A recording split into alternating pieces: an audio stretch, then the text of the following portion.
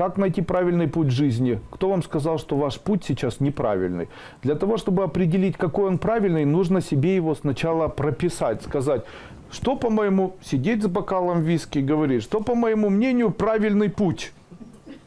То есть для того, чтобы что-то найти, нужно знать, что ты ищешь. Так вот, когда человек говорит, Андрей Андреевич, как мне найти правильный путь? Нужно сказать сначала человеку, что, по твоему мнению, является правильным путем. Ты четко можешь для себя сказать, Андрей Андреевич, у меня все время плохая жизнь. Тогда, а ты хочешь хорошую жизнь? Да, хочу. А что, по твоему мнению, хорошая жизнь? Потому что если ты не знаешь, что такое хорошая жизнь, то как же ты ее найдешь, если она вдруг с тобой произойдет?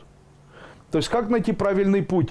Для того, чтобы знать, какой он правильный путь, нужно четко понимать, какой он правильный. То есть, нужно себе сказать, по моему мнению, правильный путь – это когда у меня или когда со мной происходит и дальше следующие события, или я живу с кем-то, или что у меня вообще происходит. Тогда вы будете четко понимать, когда правильно. И когда вы на него придете, то он будет правильный. А как его найти правильный путь? Невозможно найти правильный путь, если вы не знаете, какой он правильный. Правильно. У каждого своя правда. Да. Получается, как же можно найти правильный путь, если четко для себя не определить? Для одного человека правильный путь – это жить счастливо. Все, глоссарий исчез вообще. То есть нужно сначала определить, или в самом начале нужно определиться, что вы конкретно понимаете под словом «жить счастливо». Жить счастливо для одного человека – это утром есть яичницу. И все.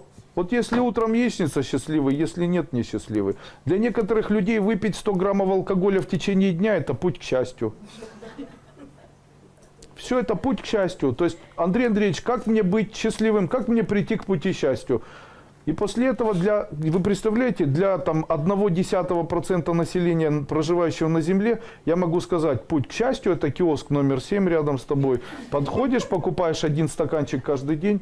И путь к счастью делать так, чтобы, кем работаешь? Я точу болты. 10 болтов точи, 1 продавай. На эти деньги покупай стакан. Каждый день по стакану умрешь счастливым. Понимаете? То есть у каждого человека есть персонифицированный свой персональный путь к счастью. Для одного это любовь, для другого это, наверное, возможность реализации творчества, для третьего человека это, возможно, проявить харизматичность, для четвертого убрать комплексы и видеть в себе человека, удовлетворенного своими поступками.